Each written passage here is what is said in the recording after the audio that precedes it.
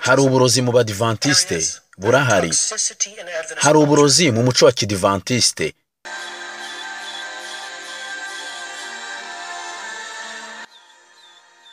Niba hari umuntu wigeze kwibasira itorero ry'abadivantiste kuva ryabaho kugeza uyu munsi, n'umugabo tugiye kubabwira.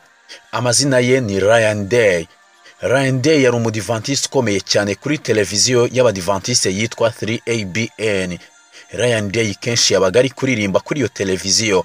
Ryan Day si ibyo gusa, yajyaga ayobora neza ibyigisho by'ishuri ryo ku isabato biyobora abakuze kwiga Bibiliya kuri iyo televiziyo. Ryan ni umwe mu bazengurutse isi bamamaza ubutumwa hirya no hino, ubutumwa bw'abadivantiste b'umunsi wa karindwi. Yabwirije mu materaniro makuru y'itorero, akora n'indi mirimo ikomeye cyane mu itorero. Uyu munsi Ryan Day yabaye umuhakanyi w'ibyo abadivantiste bizera. Avuga ko mu byo abadivantiste bizera harimo inyigisho z'uburozi, kandi ubu burozi bukaba bwarinjijwe muri iri torero na Ellen White.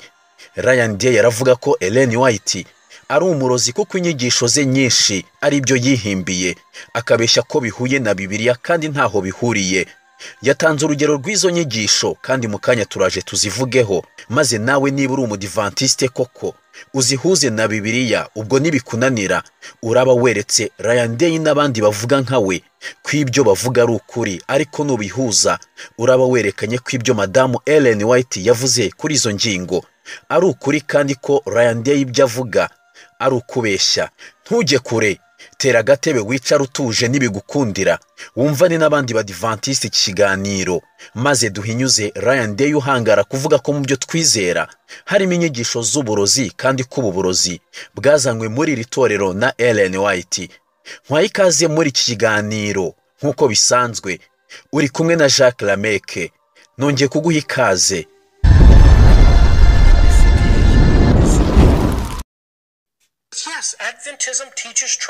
Yego, abadivantiste bigisha ukuri, kandi sinavuye mu byo bigisha byose. Ndacyafite ukwizera kwabo. Ubu ndi mu nyigisho zanjye no mu masomo yanjye, kandi ndacyizera ko ibyinshi mu byo abadivantiste bizera ari ukuri. Nizera ko hari ingingo nke zikeneye kongera gusubirwamo kandi zikongera kwigwa neza, ariko ngiye kubabwira aho ikibazo kiri. Aho ikibazo kiri ni kuri Ellen White.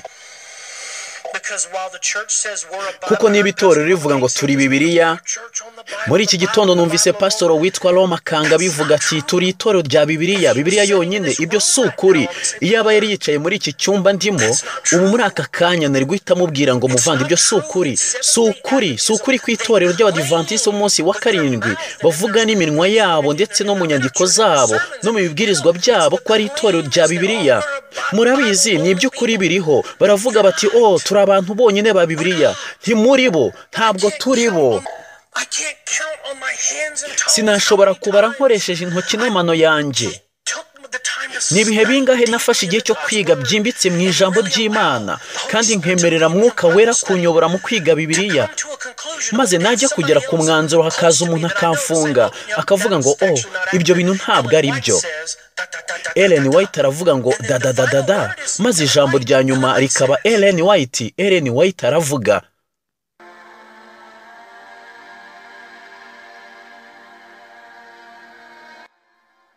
Nyamara Ellen White yari umuhanuzi w'ukuri kandi uhuza na Bibiliya. Ubundi si ubwo wakwirirwa ujya kurushaka kumenya niba ibyo yahanuye ari ukuri. Byo byonyine kuba yarahanuye ko igihe kizagera mu itorero hakavamwe abantu bameze nka Ryan Day bahangara guhakana ibihamya yatanze, none koko Ryan Day akaba ari kubihakana uyu munsi. Ubwo si ubuhanuzi bwa mbere bwerekana ko Ellen White yari umuhanuzi w'ukuri koko. Ryan Day ubwo asohoje ubuhanuzi, Ellen White yari yaravuze ubuhanuzi buvuga ko igihe kizagera maze abantu bagatangira kwanga ibihamya. Byaje bite ngo uyu mudivantiste wagaragariraga abantu ko yizera ibyo abadivantiste bizera, harimo n'inyandiko za Ellen White, agere kuri uru rwego rubabaje gutya koko? Nk'uko twabivuze, Ryan yakoraga muri televiziyo yitwa 3ABN nk'umuntu wabaga mu itangazamakuru ry'abadivantiste, yahoraga agaragara aririmba, yigisha ibyigisho mu badivantiste twita amigisho, akora n'indi mirimo, ariko mu gihe gishize Ryan yaje kubura kuri uwo muyoboro. Amaze kubura, abantu batangiye kumubaririza bibaza aho yagiye cyangwa icyaba cyarabaye mu buzima bwe, kuko bitari bisanzwe kwabura. Ryan ubwo yakomezaga kubaririzwa, yaje kwandika ubutumwa bubwira abantu ko ahari kandi ko hari ubutumwa bukomeye ari kubategurira. Ku itariki ya 12 z'ukwa kane 2025 nibwo Ryan noneho yaje ku murongo wa YouTube afite ubutumwa bukomeye bwacengeye cyane mu matwi y'abadivantiste benshi, ndetse n'abayobozi bakagira icyo babivugaho. Uwa mbere ni Pastor Mark Finley, uwa kabiri yitwa Pastor Roma Kang John, wa undi wavuze ko iri torero ryubakiye kuri Bibiliya gusa. Undi ni Rand Skate, Walter Veit, ndetse n'abandi benshi. Ibinyamakuru by'abadivantiste, abahanga benshi mu nyandiko z'itorero ry'abadivantiste basesenguye neza ubutumwa bwe, maze bavuga ko nta shingiro bufite kuko budahuye na Bibiliya. Ni ibiki Ryan Day yavuze? Byaje bite? Komeza ubane natwe muri iki kiganiro.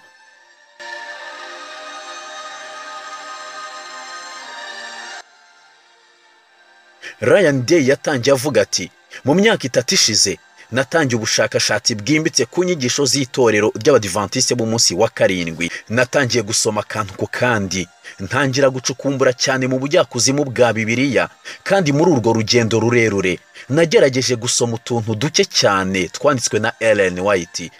Twabivuze igihe kirekire ko ibyo twigisha kandi twizera bikomeye cyane, bikomeye ku buryo bishobora kugeragezwa hifashishijwe ibyanditswe byera gusa, ko tudakeneye Ellen White.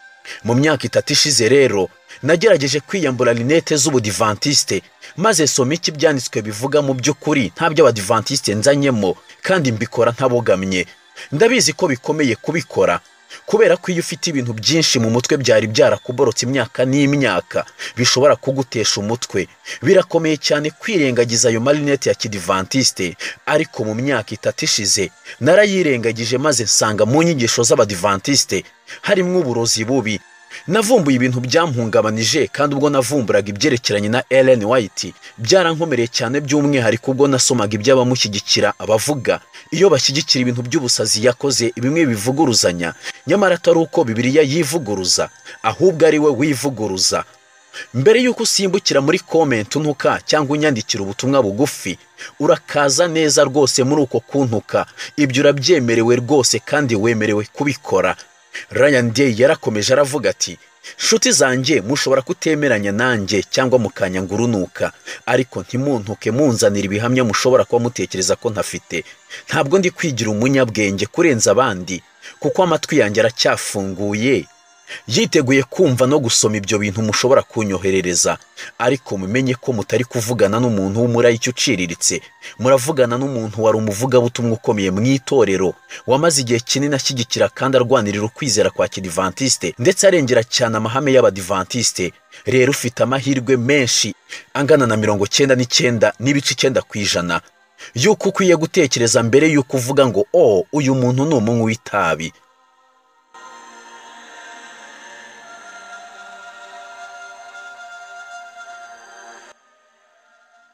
N'amagambo atyaye yavuzwe n'uyu mugabo wari umuvugabutumwa mu itorero, kandi aya magambo koko akwiye gutuma bari ku burinzi bw'umukumbi w'Imana ndetse n'abadivantiste mu by'ukuri bahaguruka maze bakamagana ubu buyobe. Hari ibintu bikomeye cyane Ryan agaragaza muri ubu butumwa bwe, kandi ibyo bintu akaba ari byo yise uburozi. Ryan avuga ko atemera iyobokamana rya generasiyo ya nyuma, iyobokamana ryatangiye mu 1844. Avuga ko inyigisho yigishwa n'iri torero ivuga ko Yesu adushakaho kuba abantu bari ku isi tutakirangwaho icyaha, ko ibyo bintu ari ibihimbano bya Ellen White. Ryan akomeza avuga ko rwose bitashoboka ko umuntu yaba ku isi atagicumura. Ryan akomeza avuga ko ibyo bintu rwose ari ukubeshya, kandi ko bitashoboka ko umuntu yaba ku isi ngo umunsi ushire wose amasaha 28 adakoze icyaha.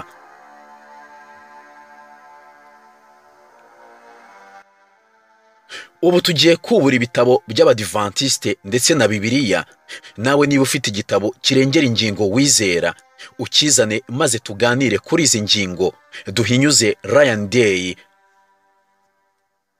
mu byo abadivantisite bizera, ibyo kuba abantu baba ku isi nyamara dusa na Yesu byuzuye mu mico biboneka ku ihame rya 10 mu mahame 28 iritorero ry'abadivantisite rishingiyeho. Ni ihame rivuga ngo abadivantisite b'umunsi wa karindwi bizera imibereho y'agakiza. Mu gitabo cyitwa ibyo abadivantisite b'umunsi wa karindwi bizera, bavuze uko bigenda ngo umuntu abe yaba ku isi nyamara atagikora icyaha. Kuri paje y'129 baranditse ngo nk'uko Mwuka Muziranenge yabashishije Kristo kugira akamero k'umuntu, ni nako tubashisha gusangira na Kristo imico iranga ubumana. Iyo miterere y'ubumana ihindura umuntu imbere tugasa na Kristo, nubwo tubisanga ku rundi rwego. Niba Kristo yarahindutse umuntu, abizera ntibashobora guhinduka Imana, ahubwo bahinduka basa n'Imana kubw'imico. Tumaze gusoma ko ku bwa Mwuka w'Imana kandi binyuze muri Kristo gusa, uwamwakiriye adahinduka Imana igendagenda kuri iyi si, ko ahubwo ahinduka usa n'Imana mu mico, bityo akaba ku isi atari Imana, ahubwo ari umuntu uri mu Imana. Ubasha kuvuga uti icyo gitabo nticyanditswe n'abadivese? Twabwirwa n'iki ko ari ukuri, maze ukavuga uti ngaho mubihuze na Bibiliya? Wavuga uti ni hehe muri Bibiliya herekana ko umuntu ashobora kuba ku isi atakigengwa na kamere yavukanye y'icyaha? Kuko harahari. Tugiye gusoma mu rwambere rwa Petero mu gice cya 4 ku murongo wa 1 turageza wa 2. Handitswe ngo nuko ubwo Kristo yababarijwe mu mubiri, muba ariko namwe mwambara uwo mutima nk'intwaro, kuko ubabarizwa mu mubiri aba amaze kureka ibyaha, ngo ahere ko amara iminsi isigaye akiri mu mubiri, atakigengwa n'irari rya kamere y'abantu, ahubwo akora iby'Imana ishaka. Turasomye ngo umuntu wamaze kwambara umutima wa Kristo nk'intwaro aba amaze kureka ibyaha, kandi nubwo aba ababarizwa mu mubiri, kuko umubiri uba ushaka kumukoresha icyaha, ariko ngo iyo akomeje kwambara umutima wa Kristo nk'intwaro, iminsi asigaje mu mubiri atarapfa, ntabwo aba akigengwa na kamere, ahubwo abakora iby'Imana ishaka. Niba rero aba ku isi atakigengwa na kamere y'icyaha, ubwo nta cyaha bakora, kuko gukora icyaha biva muri kamere. Ubwo rero ubwo Bibiliya ivuze ko byashoboka ko umuntu abasha kuba ku isi atakigengwa na kamere y'icyaha, ubwo ni ukuri. Kandi niba ari ukuri, kuba Ellen White yarabyanditse akavuga ko umuntu yaba ku isi adakora icyaha, kandi abadivantisite bakabigira ihame rya 10 mu mahame bizera kuko bihuye na Bibiliya, nta cyaha bakoze kuko bizeye ijambo ry'Imana. Ryan nta shingira afite yanga iyi nyigisho kuko ihuje na Bibiliya.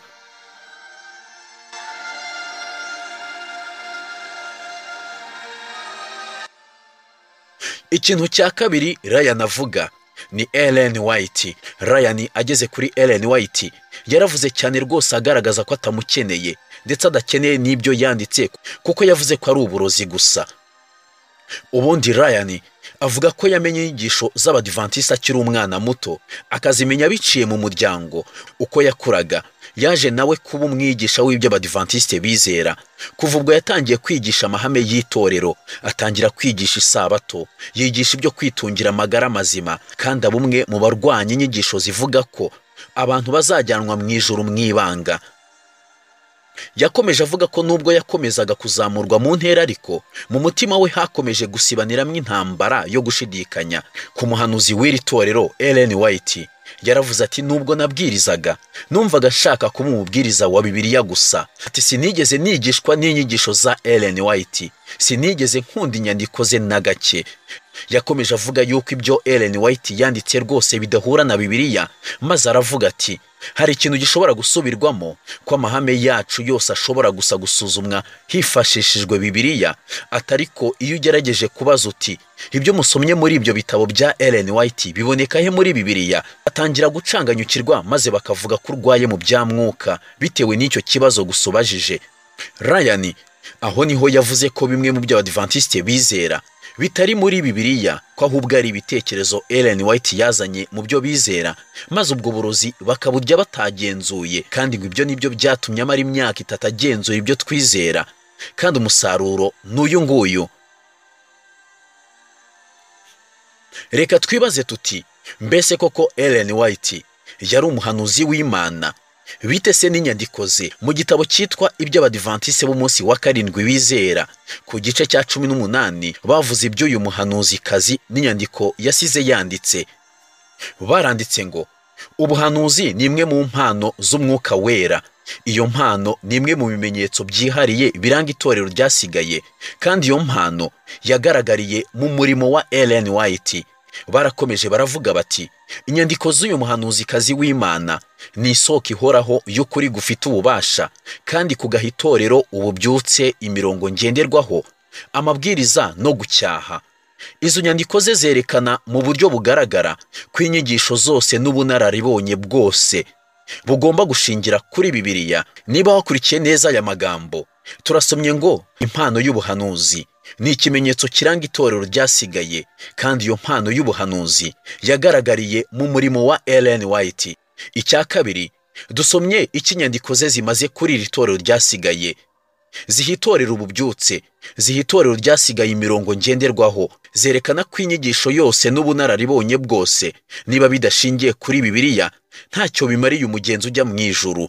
Ubwo rero niba izo nyandiko za Ellen White zerekana ko inyigisho yose n'ububasha bwose niba bidashingiye kuri Bibiliya ntacyo bimariye umugenzi ujya mu ijuru, ubwo bivuze ko n'inyandiko ze zerekana Bibiliya. Reka na Ellen White nawe tumusuzume dukoresheje Bibiliya, turebe niba koko yari umuhanuzi w'Imana. Mbese koko Ellen White yari umuhanuzi w'Imana? Nawe tumusuzumishe Bibiliya, kuko twabonye ko mu kwizera ikintu cyose, ubunararibonye bwose n'inyandiko zose bigomba gusuzumwa na Bibiliya. Reka twibaze tuti, mbese Bibiliya yaba yaratanze uburyo tubasha kumenya nk'umuhanuzi w'ukuri n'umuhanuzi w'ibinyoma? Yego, Bibiliya yarabivuze. Byanditswe mu Gutegeka kwa 2:18 ku murongo wa 21 kugeza kwa 22. Handitswe ngo, kandi ni wibaza uti tuzamenya duti ijambo Uwiteka atavuze? Umuhanuzi navuga mu izina ry'Uwiteka, hanyuma icyo yavuze ntikibe, ntigisohore, icyo kizaba kitavuzwe n'Uwiteka, uwo muhanuzi azaba ahangaye kukihimbira. Ntuzamutinye. Niba wakurikiye neza aya magambo, turasomye ngo nibavuga ko umuntu ari umuhanuzi hanyuma ibyo yahanuye ntibibe, muzamenye ko uwo atari umuhanuzi w'Imana, kandi ntimuzamutinye. Ubwo bivuze ngo umuhanuzi nahanura ikintu kitaraba ndetse nta n'ibimenyetso rwose bigaragara, maze igihe cyagera ikintu yahanuye kikaba, muzamenye ko ari umuhanuzi w'Imana, kandi muzamutinye ndetse mumwubahe, kuko atari we uzabuvuga, ahubwo ari Imana izabimuvugiramo. Bityo rero ibyo yavuze mujye mubifata nk'ubutumwa Imana yabatumyeho. Noneho reka dusuzumishe Ellen White aya magambo yo mu Gutegeka kwa 2 igice cya 18 ku murongo wa 21 kugeza wa 22, maze twibaze tuti, mbese hari ibintu Ellen White yavuze akabihanura bitari byaba abahanga b'isi n'abakomeye mu by'iyobokamana batarabimenya, maze bikaza gusohora? Yego, birahari. Ngaho tubigenzure. Mu gitabo twakoresheje cyitwa iby'abadivantiste bizera ku ihame rya 18 rivuga ngo abadivantiste b'umunsi wa karindwi bizera impano y'ubuhanuzi, hari ingingo ivuga ngo gusohora kw'ibyahanuwe.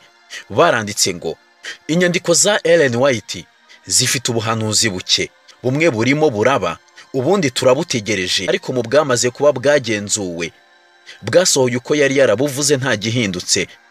Bakomeje berekana uko Ellen White mbere yaho yari yarahanuye ibyo gushyikirana kw'abaprotestanti na Kiliziya Gatolika y'i Roma.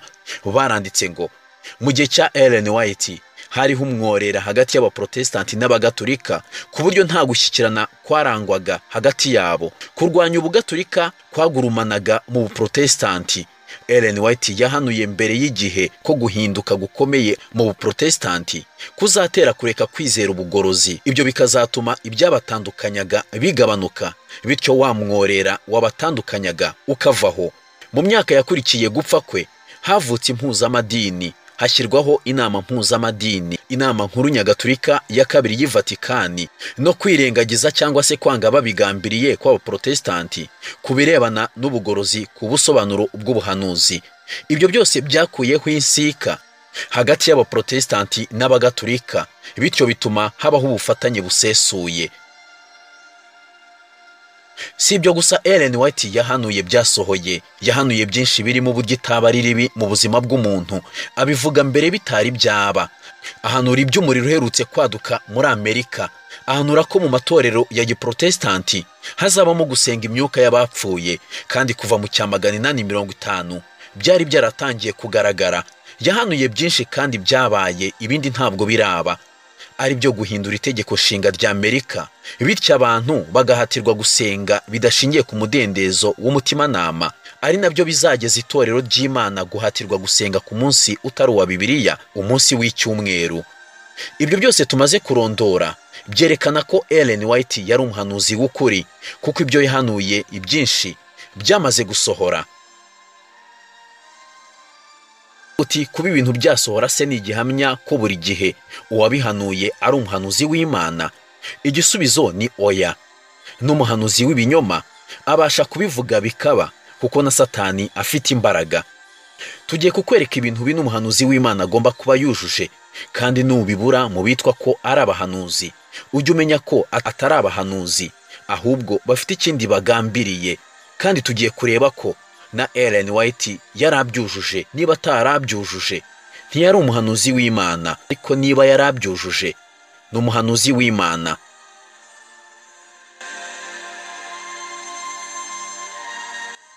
Umuhanuzi agomba kuba afite ubutumwa buhuje na Bibiliya. Byanditswe muri Yesaya 8 ku murongo wa 20. Mbese koko ibyo yahanuye kandi bishingiye kuri Bibiliya byarasohoye? Nagira ikintu ahanura ntikibe, uwo si umuhanuzi w'Imana. Icya gatatu mu kugenzura niba umuhanuzi koko ari umuhanuzi w'Imana niki?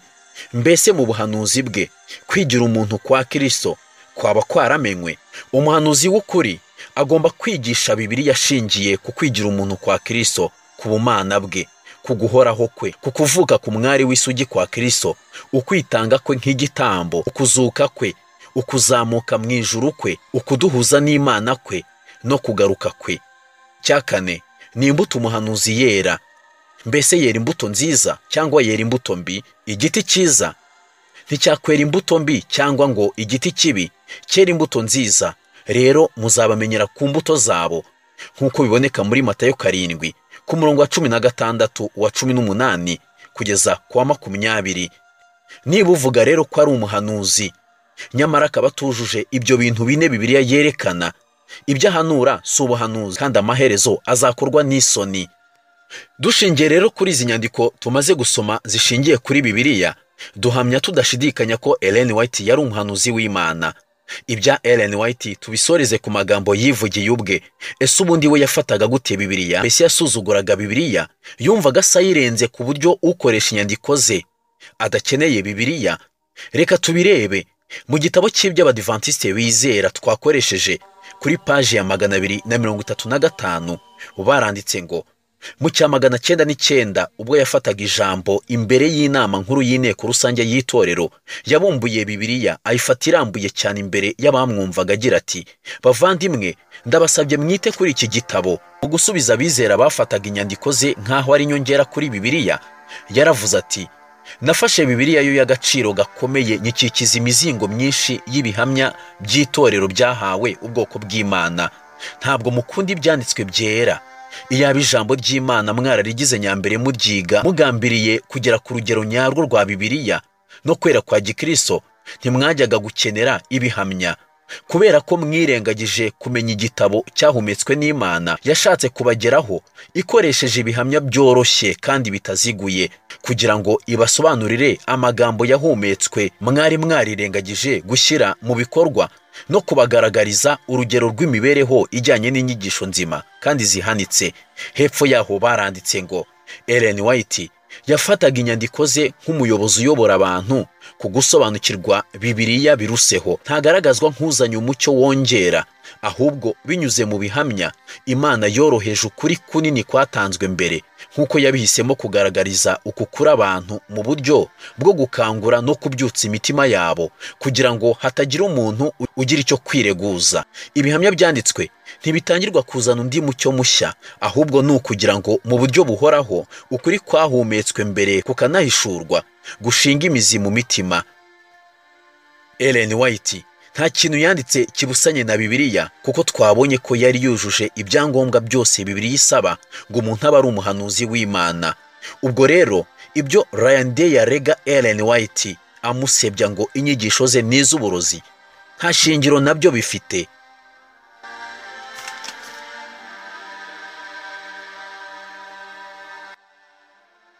Ryan Day yavuga agaragaza ko iri torero rifite inyigisho zakomotse ku muntu zitakomotse ku Mana, kandi ko uyu muntu witwa Ellen White bamuhinduye ibuye rikomeza imfuruka.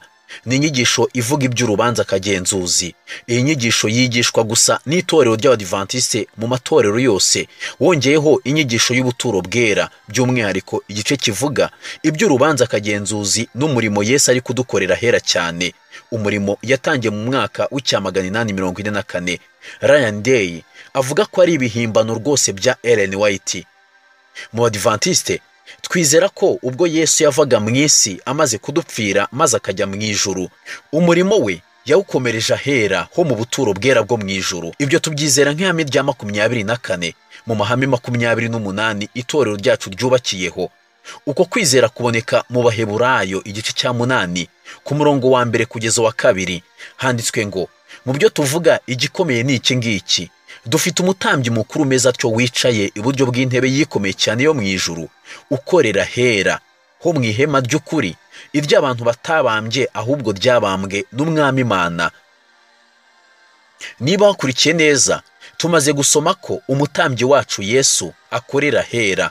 Ahera kikaba cyari icyumba cy'ubuturo bwera Imana yari yarabwiye Mose kubaka ngo Abisirayeli nibacumura bajye bazana ibitambo mu buturo bwera maze babitambe. Byanditswe mu Kuva 25 ku murongo wa 8.